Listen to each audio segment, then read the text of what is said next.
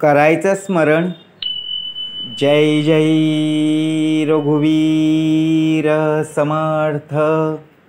श्री समर्थ कृपेने एक सुंदर बोध, एक सुंदर असं श्रवण आपल्याला प्राप्त करून दिलेलं आहे. या श्रवणाच्या माध्यमातून उत्तमाचं सामर्थ्यसुद्धा समर्थांनी आपल्यासाठी पुरवलं आहे, समर्थांनी दिलेलं आहे. श्रवण करूया.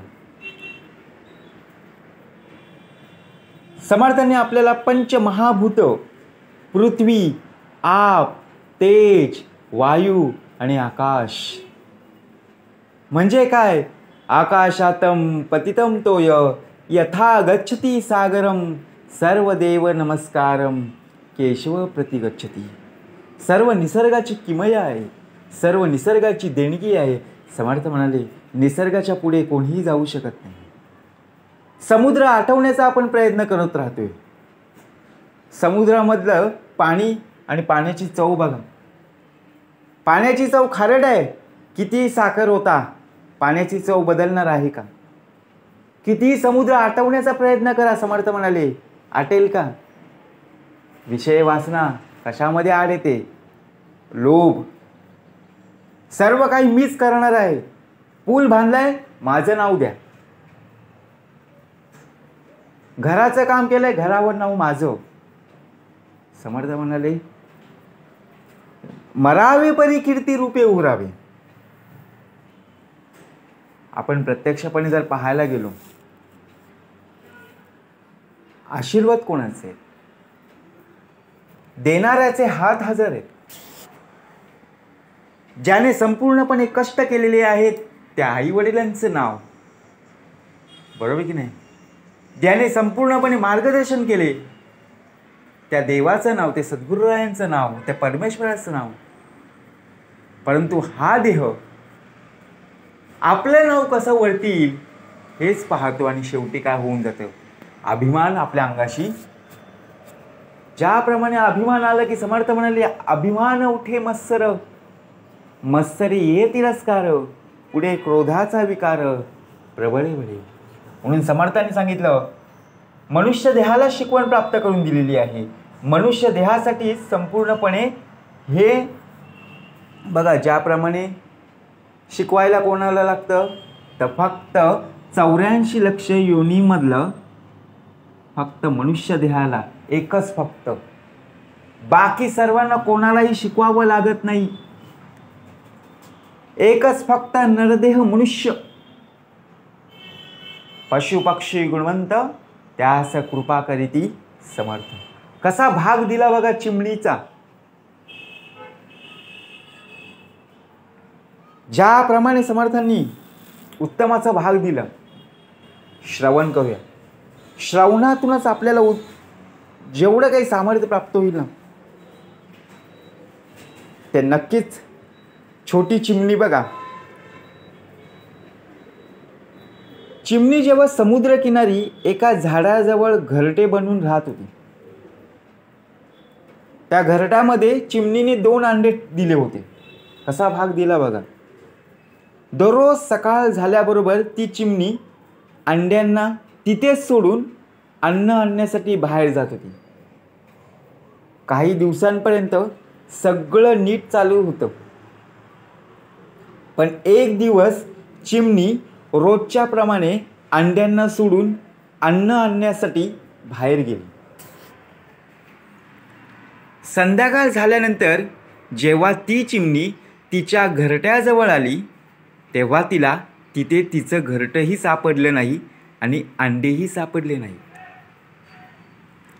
ती छोटीशी चिमणी उदास झाली आणि विचारात पडली, प्रत्यक्षपणे माझ्या जीवनात असं काय केलं होतं? त्यामुळे तिने सर्वत्र इकडे तिकडे धावाधाव आणि संपूर्णपणे शोध सुरू केला. आणि तिने समुद्रालाच नक्की विचारले, हे समुद्र देवता, तुम्ही माझे अंडे पाहिलेत का? तेव्हा समुद्र हसून म्हणाला, मी छोट्या मोठ्या गोष्टींवर लक्ष देत नाही. आणि जोरजोरात हसू लागला. चिमणीला सगळे लक्षात आलं. तेव्हा ती समुद्राला म्हणाली, हे समुद्र, तुझ्या पाण्याच्या प्रवाहामुळे माझे अंडे तुझ्या समुद्राच्या पाण्यामध्ये गेले आहेत. तू तुझं पाणी मागे नेलं तर मी माझे अंडे काढून घेईन. तेव्हा समुद्र म्हणाला, असं होऊ शकत नाही. तेव्हा चिमणी समुद्राला म्हणाली, जर तू माझे अंडे परत दिले नाही तर मी तुझ्या समुद्रातील सगळं पाणी सुकवून टाकेल. कसा अभिमान मनात आला, बरोबर की ना, मी पण आला. समुद्र हे ऐकून हसू लागला. समुद्र म्हणाला, तू एक लहानशी चिमणी आहेस आणि मी विशाल आहे. तू कितीही जन्म घेतलेस तरी माझं पाणी सुकू शकणार नाही. त्या छोट्या चिमणीला सांगतोय, कोण? तर समुद्र. हे छोटे चिमणी, हट्ट करणं सोडून दे, भाग आपल्यावर आहे. समुद्राचा भाग बघा कसा दिला. चिमणीने दृढ निश्चय केला आणि ती छोटी चिमणी समुद्रामध्ये जाऊन आपल्या छोट्या चोचीमध्ये समुद्राचे पाणी भरून घेऊन दूर जाऊन पाणी टाकत होती. असं 4-5 दिवस चालू होतं. या 4-5 दिवसात चिमणीने काहीही खाल्लं नव्हतं. त्यामुळे ती अशक्त झाली. काही पक्षी चिमणीला हे काम करताना पाहत होतं. ते सगळे पक्षी चिमणीजवळ आले आणि काम करण्याचं विचारलं. तेव्हा चिमणीने सगळ्या गोष्टी पक्ष्यांना सांगितल्या. पक्ष्यांनी चिमणीला खूप समजावून सांगण्याचा प्रयत्न केला की तिने असं करू नये, पण चिमणीने दृढ निश्चय मनात केलेला होता. चिमणी पक्ष्यांना म्हणाली की तुम्हाला जर मला मदत करायची असेल तर ठीक आहे, नाहीतर मला माझे काम करू द्या. हे सगळं ऐकल्यानंतर पक्ष्यांमधील एका वृद्ध पक्षाने म्हटले, अडचण खूप खंबीर आहे. आपल्या सगळ्यांना पक्ष्यांचा राजा गरुड देवाजवळ जाणे योग्यच राहील. गरुड देवच आपली मदत करू शकेल.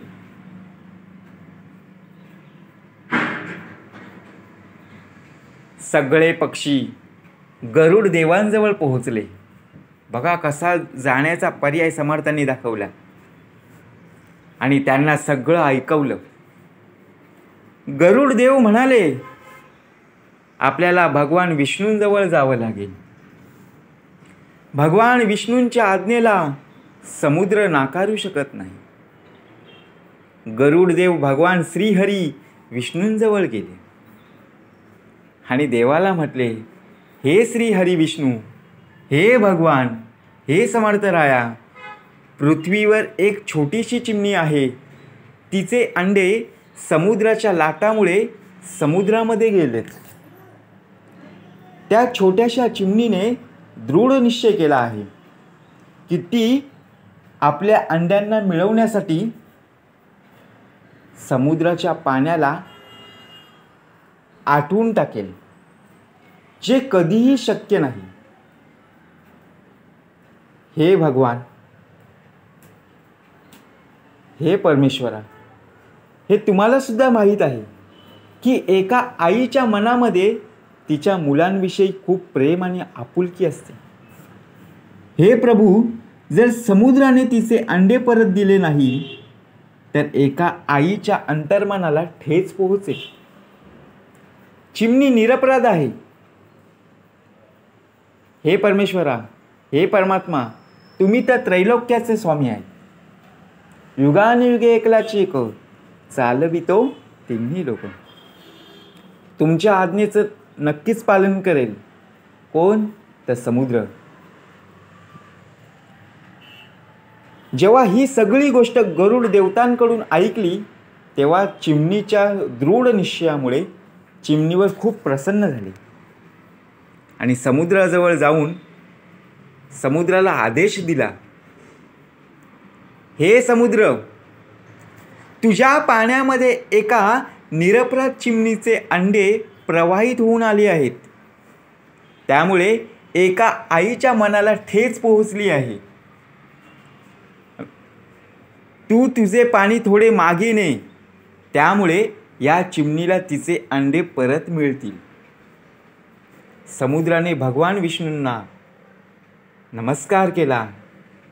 गुरुर ब्रह्मा गुरुर्विष्णू गुरुर्देवो महेश्वरा, तिघांच्या पलीकडे असणारा श्री सद्गुरू साक्षात परब्रह्म, तस्मै श्री सद्गुरुवे नमः. आणि आज्ञा मिळाल्याबरोबर समुद्राचं पाणी मागे नेले.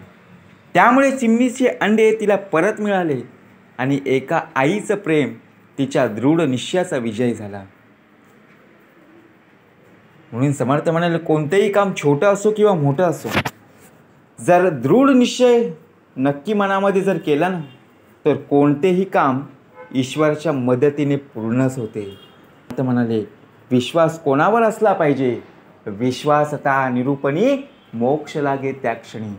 आपण विश्वास कोणावर ठेवतो? दुसऱ्यांवर ठेवतो. परंतु जो दुसऱ्यांवर विसंबला त्याचा कार्यभाग बुडाला, जो स्वयेची कष्टात गेला तोची भला. म्हणून समर्थ म्हणाले, प्रयत्नांती परमेश्वर. प्रयत्न करतच राहिले पाहिजे. यश आहे तर अपयशामध्येच यश लपलेलं आहे. फक्त शोधून काढण्याचा मार्ग म्हणजेच नामस्मरण. शेवटपर्यंत हार पत्करायची नाही आहे. तर संपूर्णपणे जोपर्यंत आपल्याला ते फळ प्राप्त होत नाही तोपर्यंत कष्ट करणं नक्कीच आहे. म्हणून समर्थ म्हणाले, कष्ट आधी कष्ट मग फळ. जय जय रघुवीर समर्थ.